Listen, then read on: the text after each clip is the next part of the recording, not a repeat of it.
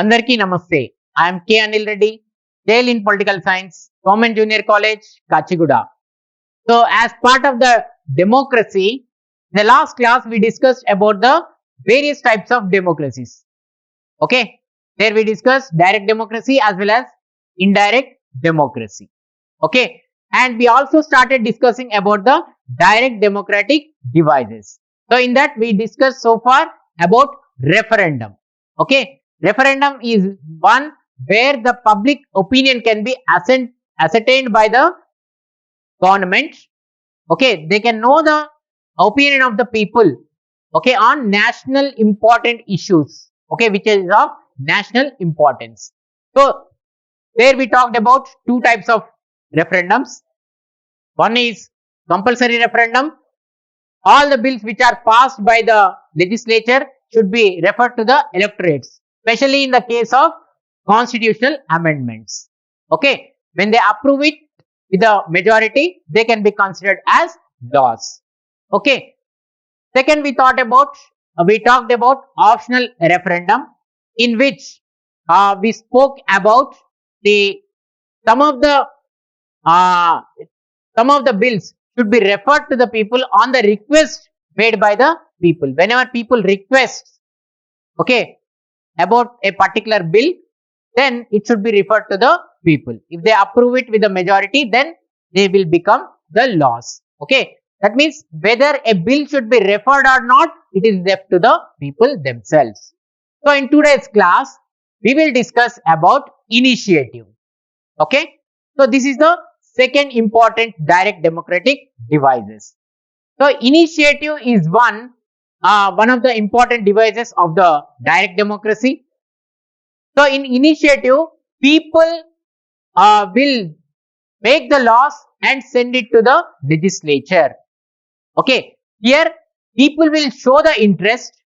People will request the legislature to prepare a law for them. Okay, which is of the people's interest. Depending on the people's interest, under initiative, people themselves will make a written request to the legislature to prepare a law or to formulate a law for the benefit of the people. Okay, so this type of initiative is existing even today in the Switzerland. Okay, this type of device, direct democratic device, is invoked in the Switzerland today. Okay, so here clearly understand that people will themselves make a request to the legislature, okay, through a written petition to make or to formulate a law for them.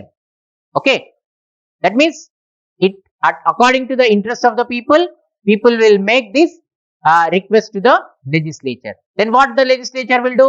Legislature have to consider this and they have to prepare a law and they have to implement it. So this is initiative. Okay, so last class లో మనం ఏం తెలుసుకున్నాం? Last class లో ప్రజాస్వామ్యానికి సంబంధించి ప్రజాస్వామ్య రకాల గురించి మనం తెలుసుకోవడం జరిగింది. అందులో ప్రత్యక్ష ప్రజాస్వామ్యం గురించి తెలుసుకున్నాం, అలానే పరోక్ష ప్రజాస్వామ్యం గురించి కూడా తెలుసుకోవడం అనేది జరిగింది. ఓకే, లాస్ట్ క్లాస్ లో ప్రత్యక్ష ప్రజాస్వామ్య సాధనాల గురించి కూడా మనం తెలుసుకోవడం అనేది జరిగింది. వాటిలో రెఫరెండం గురించి చెప్పుకున్నాం, అంటే ప్రజాభిప్రాయ సేకరణ గురించి చెప్పుకోవడం అనేది జరిగింది.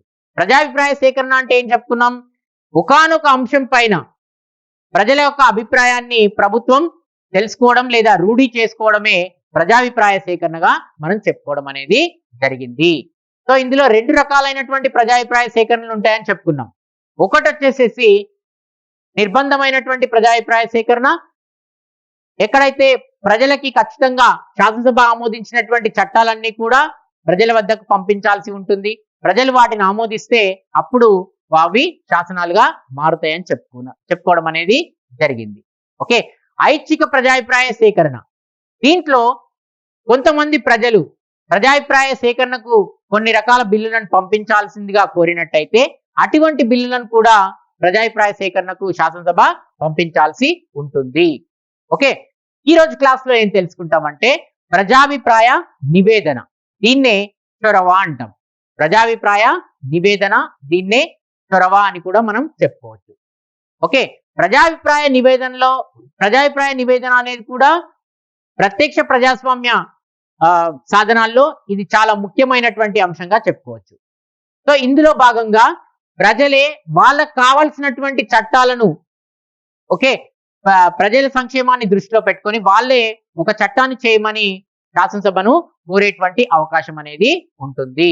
అంటే ప్రజలే ఇక్కడ వాళ్ళకు కావాల్సినటువంటి చట్టాలు చేయాల్సిందిగా శాసనసభను కోరేటువంటి అవకాశం ఉంటుంది కాబట్టి ఓకే అందుకని చాలా ముఖ్యమైనటువంటి అంశంగా మనం చెప్పుకోవచ్చు. ఓకే ప్రజలకు కావాల్సినటువంటి చట్టాలే ప్రజలు రూపొందించి శాసనసభకు పంపించడం అనేది జరుగుతుంది. లేదా ప్రజలకు కావాల్సినటువంటి చట్టాలను రూపొందించాల్సిందిగా ఒక లిఖిత పూర్వకమైనటువంటి పత్రాన్ని శాసనసభకు పంపించడం ద్వారా వాళ్ళకు కావాల్సినటువంటి చట్టాలను రూపొందింపజేసుకునేటువంటి అవకాశం ఈ యొక్క చొరవ ద్వారా ప్రత్యక్ష ప్రజాస్వామ్యంలో ప్రజలకి లభిస్తుందని మనం చెప్పుకోవచ్చు. ఓకే ఈ యొక్క పద్ధతి అనేది స్విట్జర్లాండ్ లో ప్రస్తుతం అమల్లో ఉందని చెప్పుకోవచ్చు. ఓకే స్విట్జర్లాండ్ లో ఈ యొక్క పద్ధతిని వాళ్ళు పాటిస్తున్నారని కూడా మనం చెప్పుకోవచ్చు. ఓకే ఈ విధంగా చొరవ ద్వారా కూడా ప్రజల యొక్క ప్రయోజనాలను దృష్టిలో పెట్టుకొని వాళ్ళకు కావాల్సినటువంటి చట్టాలను వాళ్ళే శాసనసభ ద్వారా రూపొందించుకోవడం అనేది జరుగుతుంది.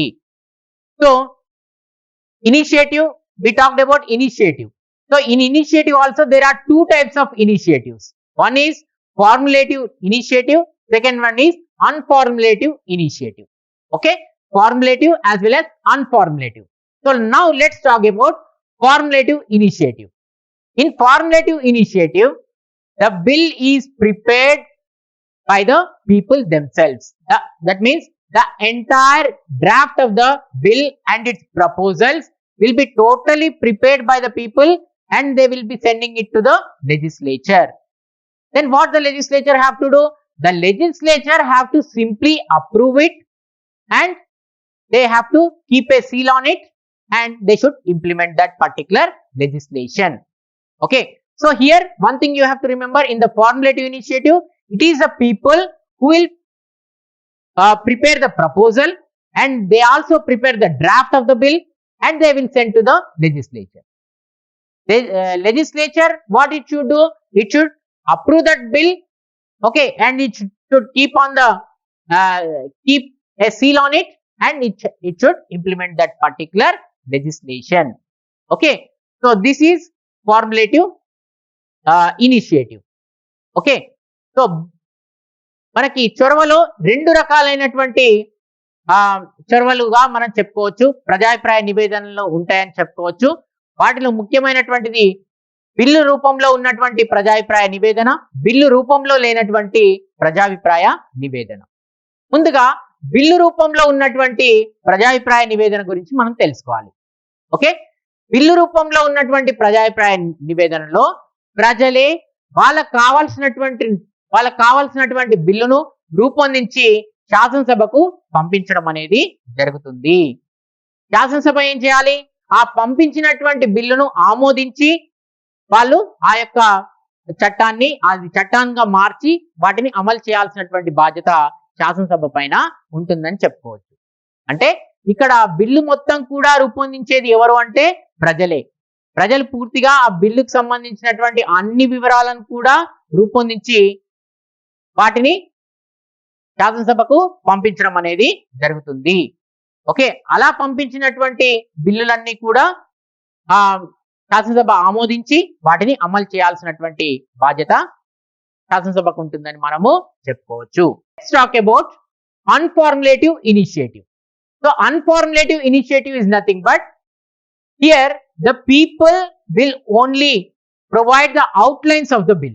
Okay, the bill which is required for them, they will only send the proposals, okay, with the help of outlines of the bill. That means the entire draft of the bill will not be prepared by the people. Okay, so on these proposals, on these outlines of the bill, at least 50,000 people have to sign on it. Okay, when 50,000 people keeps their signatures on that particular petition, okay, which provides outlines of the bill, then it can be sent to the legislature.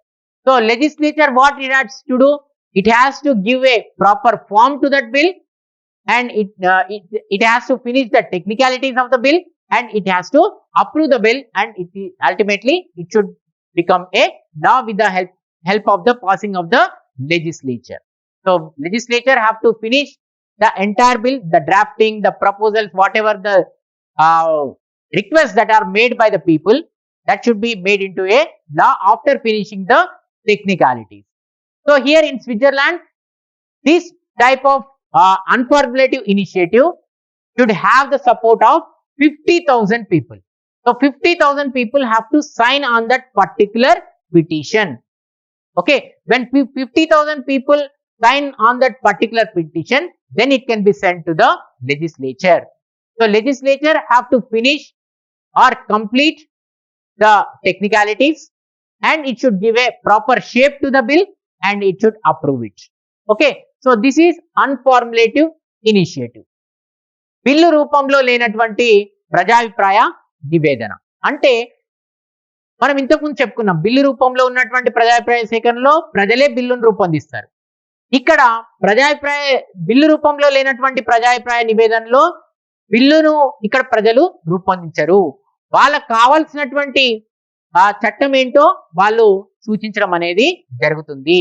అంటే కేవలం ఆ యొక్క బిల్లుకు సంబంధించినటువంటి అంశాలను మాత్రమే సూచించడం జరుగుతుంది. ఇక్కడ ప్రజలు పూర్తిగా బిల్లును తయారు చేయరు. ఓకే, వాళ్ళకి ఏదైతే బిల్లు కావాలో ఆ యొక్క బిల్లుకు సంబంధించినటువంటి వివరాలు శాసనసభకు ఇవ్వడం అనేది జరుగుతుంది. ఓకే, శాసనసభ అప్పుడు ఏం చేయాలి, ఆ బిల్లుకు సంబంధించినటువంటి అన్ని అంశాలను సేకరించి, ఓకే, ఆ యొక్క అంశాలను అన్ని కూడా ఒక దగ్గరికి చేర్చి దాన్ని ఒక బిల్లు రూపంలో తీసుకొచ్చి అమలు చేయాల్సినటువంటి బాధ్యత శాసనసభ పైన ఉంటుంది. అంటే ఆ యొక్క అంశాలకు ఒక రూపాన్ని ఇచ్చి బిల్లు రూపంలో శాసనసభ వాటిని ఆమోదించాల్సినటువంటి అవసరం అనేది ఉంటుంది. ఓకే, దీనినే మనం ఏమంటున్నామంటే బిల్లు రూపంలో లేనటువంటి ప్రజాభిప్రాయ నివేదన. అంటే ఇక్కడ ప్రజలు బిల్లును రూపొందించరు. ప్రజలు కేవలం ఏం చేస్తారు అంటే వాళ్ళకి కావాల్సినటువంటి అంశాలను మాత్రమే వాళ్ళు సూచించడం జరుగుతుంది. వాళ్ళకి ఫలానా చట్టం కావాలని మాత్రమే వాళ్ళు అడగడం అనేది జరుగుతుంది. ఓకే, సో ఇందులో స్విట్జర్లాండ్ లో ఈ యొక్క అంశం అనేది అమల్లో ఉంది. 50,000 మంది స్విచ్ ప్రజలు ఒకవేళ కోరినట్టయితే, ఒకానొక అంశం పైన వాళ్ళు బిల్లును రూపొందించమని కోరినట్టయితే, ఆ అంశం పైన బిల్లును రూపొందించాల్సినటువంటి బాధ్యత శాసనసభ పైనే ఉంటుంది. ఓకే, దీన్నే మనం ఏమంటున్నామంటే బిల్లు రూపంలో లేనటువంటి ప్రజాభిప్రాయ నివేదన. So let's talk about the third important democratic device, that is recall. Recall means what? To call back. Okay, so in direct democracy there is a provision that whenever an elected representative is not performing, or when he is not fulfilling his role, when he is incompetent, inefficient, then the people will have the choice to call back him. That means the elected representative can be removed with the voting of majority people when in certain conditions. If he is not performing his role, if he is not performing his role, and if he is failing to do so, and if he is inefficient or incompetent, in those conditions people can call back their representative. So when majority of the people approves this petition, he has to resign. Okay, మూడో అంశం వచ్చేసేసి పునరాయనం. పునరాయనం అంటే తిరిగి వెనకకి పిలవడం అని అర్థం. Okay, పునరాయనం అంటే తిరిగి వెనకకు పిలవడం అని అర్థం. సో ఇది కూడా చాలా ముఖ్యమైనటువంటి ప్రత్యక్ష ప్రజాస్వామ్య సాధనాల్లో ముఖ్యమైనటువంటి అంశంగా పునరాయనంని మనం చెప్పుకోవచ్చు. పునరాయనంలో భాగంగా ఎన్నుకున్నటువంటి ప్రజాప్రతినిధి ఒకవేళ సరిగ్గా అతని యొక్క బాధ్యతలు నిర్వహించినట్టయితే అతన్ని తిరిగి వెనుకకు పిలిచేటువంటి అవకాశం ఇందులో ఉంటుంది. అంటే ఎప్పుడైతే ఎన్నుకున్నటువంటి ప్రజాప్రతినిధి అసమర్థుడు, ఓకే, అసలు ఎటువంటి పని కూడా చేయట్లేదు అని ప్రజలు భావించినప్పుడు అతన్ని తిరిగి వెనుకకు పిలిచేటువంటి అవకాశం అనేది ఉంటుంది. ఓకే, ఇందులో మెజారిటీ ప్రజలు ఆమోదిస్తే అతను రాజీనామా చేయాల్సినటువంటి పరిస్థితి ఏర్పడుతుందని చెప్పుకోవచ్చు. అంటే ఎప్పుడైతే ప్రజాప్రతినిధులు వాళ్ళ పనులు వాళ్ళు సరిగ్గా నిర్వర్తించారో అటువంటి సందర్భాల్లో ఈ యొక్క సాధనం అనేది ప్రత్యక్ష ప్రజాస్వామ్యంలో ప్రజలు ఉపయోగించుకోవడం అనేది జరుగుతుంది. మెజారిటీ ప్రజలు ఆమోదించినట్టయితే ఆ యొక్క ప్రజాప్రతినిధి రాజీనామా చేయాల్సినటువంటి అవసరం ఏర్పడుతుందని చెప్పి. Now let's talk about the final one, that is plebiscite. Okay, plebiscite is a French term. Okay, it has taken from two different words, plebis and citum. Okay, which means the will of the people, or we can also say people or people and decree. Okay, so there exists often we confuse with the terms like plebiscite and referendum, but these two are different. Okay, they are not one and the same.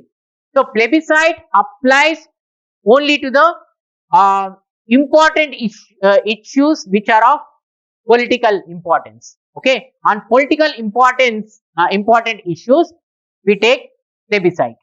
Okay, so here for example you take independence or boundaries of a state or partition of the country. So on these issues we conduct plebiscite. Okay, people's opinion can be taken on these issues which are of political importance.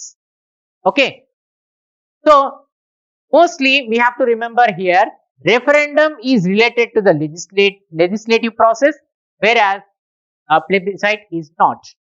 So plebiscite is not at all related to the legislative process. It is totally different. It is only related to the political aspects. One more thing you have to remember here, in plebiscite the ultimate decision of the people will be final. The people decision will be considered as the final decision. There cannot be any change after conducting plebiscite. People's decisions will be given more importance. Okay, people's decisions can be given more important here. Understood? Whereas in referendum is totally belongs to the legislative process itself. It is related to the law-making process, but plebiscite is not. Okay, so here people are the ultimate deciders. Okay, people will decide, okay, on the issues. It cannot be changed time and again. It cannot be changed. Okay, this is plebiscite. నాలుగోది వచ్చేసేసి ప్రజా నిర్ణయం. ప్రజా నిర్ణయంలో భాగంగా ప్రజా నిర్ణయం అనేటువంటి పదాన్ని ఇంగ్లీష్ లో ప్లెబిసైట్ అంటాం. ప్లెబిసైట్ అనేది ఇది కూడా ఫ్రెంచ్ పదం నుంచి తీసుకోవడం అనేది జరిగింది, ప్లెబిస్ మరియు సిటమ్. ఓకే, సో దీని యొక్క అర్థం ఏంటి అంటే ప్రజల అభిలాష అని అర్థం. ఓకే, ప్రజల అభిలాష అని అర్థం. సో ఇక్కడ మనం చాలా వరకు ప్రజాభిప్రాయ సేకరణకు ప్రజా నిర్ణయానికి చాలా వరకు ఓకే మనం కన్ఫ్యూజ్ అవ్వడం అనేది జరుగుతుంది. ఈ రెండు కూడా ఒకే విధంగా అనిపిస్తాయి, కానీ ప్రజాభిప్రాయ నిర్ణయం అనేది చాలా వరకు రాజకీయ పరమైనటువంటి ప్రాధాన్యత కలిగినటువంటి అంశాలకు మాత్రమే వర్తిస్తుంది. ఓకే, ప్రజాభిప్రాయ నిర్ణయం అనేది కేవలం రాజకీయ పరమైనటువంటి అంశాలకు మాత్రమే ఇది వర్తిస్తుంది. ఏవైతే రాజకీయంగా ప్రాధాన్యత కలిగినటువంటి అంశాలు ఉంటాయో అటువంటి వాటికి మాత్రమే వర్తిస్తాయని మనం చెప్పుకోవచ్చు. ఓకే, సో ఈ యొక్క ప్రజాభిప్రాయ నిర్ణయం అనేది ఎటువంటి అంశాల్లో తీసుకుంటామంటే రాజ్యం యొక్క సరిహద్దుల విషయంలో కావచ్చు, రాజ్యం యొక్క స్వాతంత్రం విషయంలో కావచ్చు, అలానే దేశ విభజన విషయంలో కావచ్చు, ఇటువంటి అంశాలపైన ప్రజాభిప్రాయ నిర్ణయం అనేది సేకరించడం అనేది జరుగుతుంది. ఓకే, సో ప్రజాభిప్రాయ సేకరణ అనేది ఇది శాసనపరమైనటువంటి ప్రక్రియ, కానీ ప్రజాభిప్రాయ నిర్ణయం అనేది శాసన ప్రక్రియతో సంబంధం లేదు. ఇక్కడ మరొక విషయం మనం గుర్తుపెట్టుకోవాల్సింది ఏంటి అంటే ప్రజాభిప్రాయ నిర్ణయం అనేది ప్రజలకు సంబంధించి ఓకే ప్రజలకు సంబంధించినటువంటి నిర్ణయాలే ఇక్కడ అంతిమ నిర్ణయాలుగా మనము చెప్పుకోవచ్చు. దీంట్లో ఎటువంటి మార్పులు కూడా ఉండవు. ఓకే, ఒక అంశం పైన ప్రజాభిప్రాయ నిర్ణయం అనేది తీసుకున్న తర్వాత అంతిమ నిర్ణేతలు ఎవరు అంటే ప్రజలు మాత్రమే. ఓకే, ప్రజల యొక్క అభిప్రాయాన్ని ఎవరు కూడా మార్చడానికి ఇక్కడ వీల్లేదు. సో ఈ విధంగా ప్రజాభిప్రాయ సేకరణ అనేది ఒక ప్రజాభిప్రాయ సేకరణ అనేది శాసనపరమైనటువంటి ప్రక్రియగా మనం చెప్పుకోవచ్చు. ప్రజాభిప్రాయ నిర్ణయం అనేది ఇది కేవలం రాజకీయ పరమైనటువంటి రాజకీయ ప్రాధాన్యత కలిగినటువంటి అంశాలకు మాత్రమే దీన్ని మనం ఉపయోగించడం అనేది జరుగుతుంది.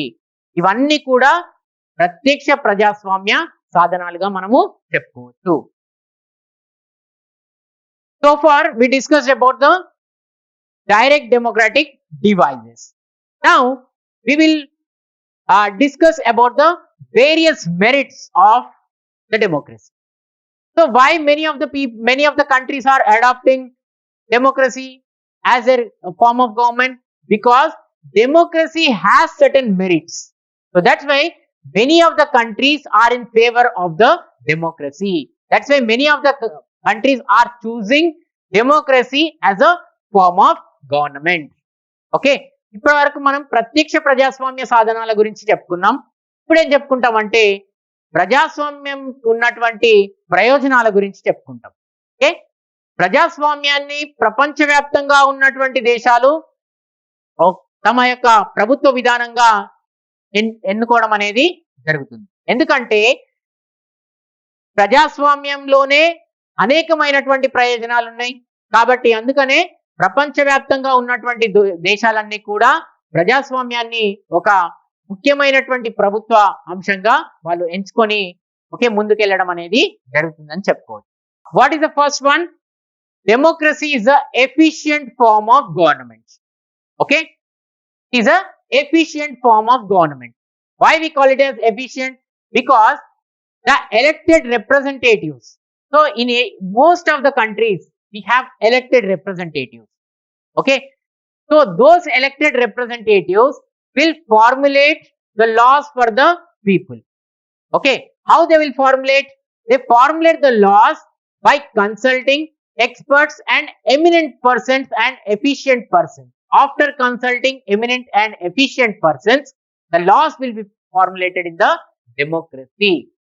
Okay, so after consulting everyone, like experts in that particular subject and eminent personalities, those who have good sort of experience, they will be consulted and the laws will be formulated in the democratic system. Okay, so they also give more importance to the simplicity and less economy. Okay, here the expenditure also will be controlled by the elected representatives. Why? Because they are responsible people. They are responsible to the people. Okay, whatever the acts that they make, they are ultimately have to be responsible to the people. So as the responsible persons, they take the measures to control the economy. That means they make sure that this expenditure is incurred in the day-to-day administration. And one more thing we have to remember, to conduct the administrative affairs, day-to-day administration, certain officials or administrative personnel will be appointed basing on their experience, basing on their merit, okay, and basing on their skill, they will be appointed. So their services will be used in the implementation of the various public programs. Okay, to implement various public policies. The official services, that means administrative personnel services, will be utilized in the implementation of the public programs. Okay, to implement the various welfare programs, their services will be utilized. Okay, so here the representatives will make the laws. While making the laws, they will consult various experts as well as eminent personalities. Okay, and they also focus on the simplicity and economy, and they also appoint administrative personnel for the day-to-day administration. Their experience, their knowledge, their skills will be utilized in the implementation of the various welfare and public programs. Okay, that's why we call democracy as okay efficient form of government. Okay, so ప్రజాస్వామ్య వ్యవస్థలో okay సమర్థవంతమైనటువంటి ప్రభుత్వం అనేది ఉంటుందని మనము చెప్పుకోవచ్చు. So ఆ ప్రజాస్వామ్య ప్రయోజనాల్లో మొట్టమొదటి అంశం ఏంటిది అంటే సమర్థవంతమైనటువంటి ప్రభుత్వం. ప్రజాస్వామ్యాన్ని సమర్థవంతమైనటువంటి ప్రభుత్వంగా మనం ఎందుకు చెప్పుకుంటున్నామంటే ప్రజాస్వామ్యంలో ఎన్నుకున్నటువంటి ప్రజాప్రతినిధులే శాసనాలను ప్రజల కోసం రూపొందించడం జరుగుతుంది. సో ఎప్పుడైతే శాసనాలను రూపొందించడం జరుగుతుందో ఆ శాసనాలకు సంబంధించి ఎవరైతే అనుభవపరమైనటువంటి వ్యక్తులు ఉంటారో, ఎవరైతే మేధావులు ఉంటారో అటువంటి వాళ్ళను సంప్రదించిన తర్వాతనే చట్టాలు అనేవి రూపొందించడం జరుగుతుంది. ఓకే, ఇదే కాకుండా ఆర్థిక పరమైనటువంటి అంశాలపైన కూడా వీళ్ళు దృష్టి పెట్టడం అనేది జరుగుతుంది. ఓకే, ఆర్థిక పరమైనటువంటి విషయాలంటే ఖర్చులు తక్కువ చేయడం, ఓకే ఖర్చులు ఆలోచించి పెట్టడం, ఇటువంటి అంశాలపైన ఎక్కువగా దృష్టి పెట్టడం అనేది జరుగుతుంది. ఎందుకంటే ఎన్నుకున్నటువంటి ప్రజాప్రతినిధులే ప్రజలకి బాధ్యత వహించాల్సి ఉంటుంది. అంటే వాళ్ళు తీసుకునేటువంటి ప్రతి చర్యకు కూడా ఎవరు బాధ్యులు అంటే ప్రజాప్రతినిధులే బాధ్యత వహించాల్సి ఉంటుంది. ఎవరికి బాధ్యత వహించాలి అంటే ప్రజలకు బాధ్యత వహించాలి. సో అందుకనే ఇటువంటి చర్యలన్నీ కూడా తీసుకోవడం అనేది జరుగుతుంది. అలానే రోజువారీ పరిపాలన నిర్వహించడం కోసం కూడా ప్రజాప్రతినిధులు ఓకే కొంతమంది సిబ్బందిని కూడా నియమించడం అనేది జరుగుతుంది. వాళ్ళ అనుభవం ఆధారంగా, వాళ్ళకున్నటువంటి తెలివితేటల ఆధారంగా, వాళ్ళకున్నటువంటి మేధోశక్తి ఆధారంగా వాళ్ళని నియమించడం అనేది జరుగుతుంది. సో రోజువారీ పరిపాలన కొనసాగించేందుకు అధికారులను నియమించుకుంటారు. ఆ అధికారుల యొక్క సేవలు అనేవి ప్రజా సంక్షేమ కార్యక్రమాలని అమలు చేయడంలో ఉపయోగించుకోవడం అనేది జరుగుతుంది. అంటే వాళ్ళకు ఉన్నటువంటి తెలివితేటలు కావచ్చు, వాళ్ళకు ఉన్నటువంటి అనుభవాన్ని ఎక్కడ ఉపయోగించుకోవడం జరుగుతుంది అంటే ప్రజా సంక్షేమాన్ని అమలు చేసేటువంటి క్రమంలో వాళ్ళ యొక్క సేవలను ఉపయోగించుకోవడం అనేది జరుగుతుంది. So the second important thing is upholds individual liberties. So as we discuss many a times, it is the only democracy which will guarantee the liberties to the individuals. That means the individuals will enjoy liberties only in the democratic countries. That means democracy gives more importance to the individual liberty. Okay, so that's why it will guarantee various liberties to the people by incorporating them in the constitution. In other words, we can say various rights, liberties and freedoms of the individual can be guaranteed by the democratic countries by incorporating them in the constitution. So therefore, whatever the liberties that are guaranteed by the constitution will be protected, will have certain protection. Okay, no one can take away those liberties, no one can confiscate those liberties. Okay, so if someone disturbs, someone take away the liberties of the individual, the courts can interfere. So that's why the different courts in the democratic setup will protect the liberties of the people by interpreting the various provisions of the constitution. By using the various provisions in the constitution, the courts will protect the liberties of the people. Okay, వ్యక్తిగత స్వేచ్ఛలకు రక్షణ కేవలం ప్రజాస్వామ్య వ్యవస్థలోనే ప్రజలకు స్వేచ్ఛలు అనేవి ఇవ్వడం అనేది జరుగుతుంది. అంటే వ్యక్తులకు ప్రజాస్వామ్య వ్యవస్థలోనే స్వేచ్ఛలను అనుభవించడానికి అవకాశం ఉంటుందని చెప్పుకోవచ్చు. ఓకే, ఈ స్వేచ్ఛలు అనేవి రాజ్యాంగం ద్వారా ఈ యొక్క ప్రజలకందరికీ కూడా కల్పించడం అనేది జరుగుతుంది. ఓకే, సో వివిధ రకాలైనటువంటి స్వేచ్ఛలు కావచ్చు, వివిధ రకాలైనటువంటి హక్కులు కావచ్చు, కేవలం ప్రజాస్వామ్యంలో రాజ్యాంగం ద్వారా ప్రజలకు కల్పించడం అనేది జరుగుతుంది. సో ఎప్పుడైతే ప్రజలకు కల్పించడం జరుగుతుందో ఆ స్వేచ్ఛలకు భంగం కలిగినట్టయితే లేదా హక్కులకు భంగం కలిగినట్టయితే వాళ్ళు కోర్టులను ఆశ్రయించేటువంటి అవకాశం కూడా ఉంటుంది. సో ప్రజాస్వామ్య వ్యవస్థలో కోర్టులను ఆశ్రయించి తిరిగి ఒక వ్యక్తి తన హక్కులను లేదా తన స్వేచ్ఛలను తిరిగి పొందేటువంటి అవకాశం అనేది ఉంటుంది. ఎందుకంటే అవి రాజ్యాంగం ద్వారా ఆ వ్యక్తికి కల్పించబడినాయి కాబట్టి రాజ్యాంగపరమైనటువంటి రక్షణ కూడా ఉంటుందని మనము చెప్పుకోవచ్చు. ఓకే, సో ఎలా రక్షించుకోవచ్చు? కోర్టులను ఆశ్రయించడం ద్వారా కోర్టులు కొన్ని రకాలైనటువంటి రాజ్యాంగంలో ఉన్నటువంటి అంశాలను వ్యాఖ్యానిస్తూ ప్రజల స్వేచ్ఛలకు రక్షణగా ఉంటుందని మనం చెప్పుకోవచ్చు. ఓకే, రాజ్యాంగంలో ఉన్నటువంటి అనేక అంశాలను ఉపయోగించి కోర్టులు అనేవి ప్రజల స్వేచ్ఛలకు హామీ ఇస్తాయని మనము చెప్పుకోవచ్చు. సో ఈ విధంగా ప్రజల స్వేచ్ఛలకు ఇవి ఓకే ఒక మంచి అవకాశం కల్పిస్తాయని కూడా మనం చెప్పుకోవచ్చు. ఓకే, అందుకనే ప్రజల స్వేచ్ఛకు ప్రజాస్వామ్య వ్యవస్థలోనే రక్షణ ఉంటుంది. కేవలం ప్రజాస్వామ్యంలోనే ప్రజలు స్వేచ్ఛలను అనుభవించగలుగుతారు.